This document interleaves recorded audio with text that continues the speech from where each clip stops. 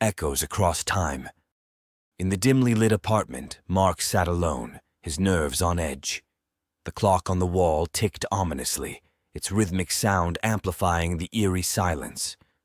The room felt colder than usual, and the shadows danced eerily on the walls. It had all started with a phone call. Mark's phone rang at an unusual hour, and when he answered, he was greeted by a voice that sounded exactly like his own. "Hello?"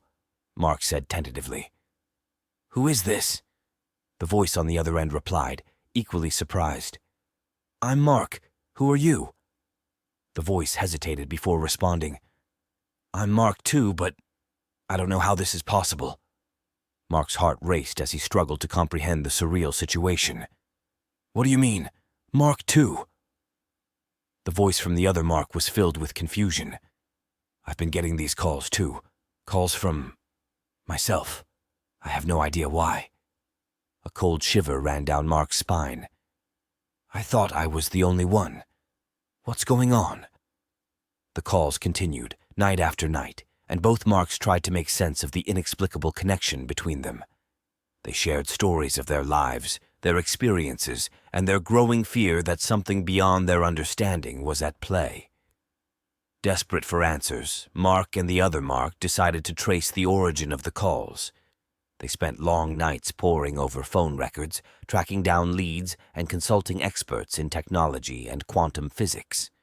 It seemed that these calls defied the laws of time and space, creating a rift in their understanding of reality.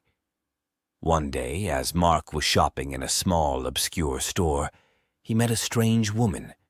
She had an air of mystery about her, and she seemed to know more than she let on. Without any introduction, she whispered to him, "Don't answer those calls, Mark." Mark was taken aback. "How do you know about the calls? Who are you?" The woman smiled cryptically, gave no further explanation, and promptly left the store, disappearing into the crowd. Mark was left standing there, bewildered and filled with more questions than answers. Who was that woman, and how did she know about the calls? Her cryptic warning lingered in his mind, and he decided to heed her advice. As days passed, the calls stopped, leaving both Marks with unanswered questions. They never fully understood the nature of the connection, but they were left with a sense of caution. The strange woman's warning echoed in Mark's mind, a reminder that some mysteries were better left unsolved. But the story doesn't end there. Mark couldn't help but wonder about the alternate versions of himself and the choices that had led them down different paths.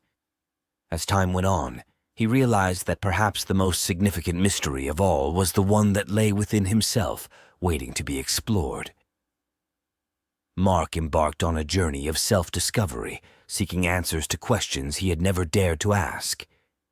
The experience had changed him, deepening his curiosity about the mysteries of the universe and the inexplicable connections that bind us all. Part 2. A year had passed since Mark's eerie encounters with the mysterious phone calls, and he had gradually settled back into a semblance of normalcy. The memory of the strange woman's warning had faded, and the calls had become a distant, unsettling memory. One fateful night, Mark was once again in his dimly lit apartment, his old-fashioned landline phone ringing. The clock on the wall neared 3:33 a.m. His heart skipped a beat as he stared at the ringing device, a relic from a bygone era. His instinct was to answer, to seek answers to the lingering questions that had haunted him. But just as he was about to pick up the receiver, a rush of memories flooded back. The cryptic woman's words, the inexplicable nature of the calls, and the sense of danger that had lingered in the air. He paused, a bead of sweat forming on his brow. The voice on the other end grew impatient, repeating his name in a familiar tone. "Mark? Mark, are you there?" With trembling hands, Mark placed the receiver back on the cradle, resisting the urge to answer. The room seemed to grow colder, the shadows darker, as he pondered the woman's warning. His heart pounded with uncertainty. Had he made the right choice? What mysteries lay within those calls, and what could be waiting on the other end?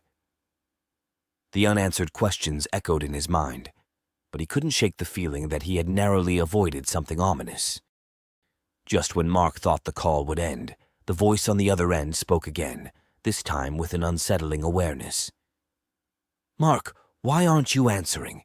Did that woman tell you not to?" Mark's blood ran cold. How could the voice on the other end know about the woman and her warning? The room seemed to close in around him as he grappled with the implications. As the call went unanswered, Mark felt a strange mixture of relief and unease. The room returned to its usual silence, but the sense of lingering mystery remained. He knew that the inexplicable connection with his own voice would forever haunt him, a riddle that might never be solved. Part 3. As the days turned into weeks, Mark's sense of unease lingered like a shadow. He couldn't shake the feeling that he had narrowly avoided something ominous when he chose not to answer the call that night. The cryptic woman's warning had stayed with him, and he often found himself contemplating the enigmatic calls. One evening, Mark decided that he couldn't live in fear forever. He needed answers, closure. As night fell, and the clock on the wall neared 3:33 a.m., his old-fashioned landline phone rang once again. This time, he made a resolute decision. He lifted the receiver and brought it to his ear. "Hello?" Mark said firmly, his voice determined. On the other end, there was a moment of silence, followed by a faint, eerie whisper that seemed to emanate from another dimension. "Mark, it's time." Just as Mark was about to respond, there came a sudden, urgent knock on his apartment door. The sound was unexpected and sent shivers down his spine. He cautiously approached the door, clutching the receiver tightly. When he opened it, to his astonishment, he found the same strange woman he had met in the obscure store and encountered on the street. She stood there, her eyes filled with an eerie intensity. "You answered," she said, her voice low and tinged with a sense of both warning and regret. Mark was speechless, caught between the eerie call and the enigmatic woman who had haunted his life. "Who are you?" The woman sighed, her breath visible in the cold night air. "I'm someone who understands the dangers of those calls, Mark. I've seen them take people, make them vanish without a trace." Mark's heart raced. "Disappear? What do you mean?" The woman's voice dropped to a chilling whisper. "Those who answer the calls, they're never heard from again. They become lost to time, trapped in a web of their own making." Mark's mind reeled with fear and confusion. But why? What's the purpose of these calls? The woman shook her head. "That's a question even I can't answer. But I can tell you this, Mark. Those calls are not from this world, and those who answer them are drawn into a realm where the rules of reality are twisted and unpredictable." Mark's legs felt weak, and he stumbled backward. "What can I do? How can I protect myself?" The woman extended her hand, offering him a small, old-fashioned pocket watch. Its hands moved erratically, as if marking time in a realm beyond comprehension. "Take this," she said. "It will protect you from the calls, but you must never answer them again, no matter how tempting." Mark accepted the pocket watch, his fingers trembling. "Thank you," he said, his voice barely above a whisper. The woman's expression turned somber. "Remember, Mark, there are forces in this world that we can't fathom. Some mysteries are better left unsolved." With those words, the woman turned and disappeared into the night, leaving Mark with a sense of foreboding and an eerie reminder of the chilling warnings he had received. Over time, Mark learned to resist the lure of the calls. He kept the pocket watch close, its erratic ticking a constant reminder of the dangers he had narrowly escaped. The memory of those who had vanished into the unknown haunted him, serving as a chilling reminder of the enigmatic forces that could intrude upon our lives when we least expect it. As the years passed, Mark couldn't help but wonder about the strange woman, her cryptic knowledge, and the unsolved mysteries that had once consumed him.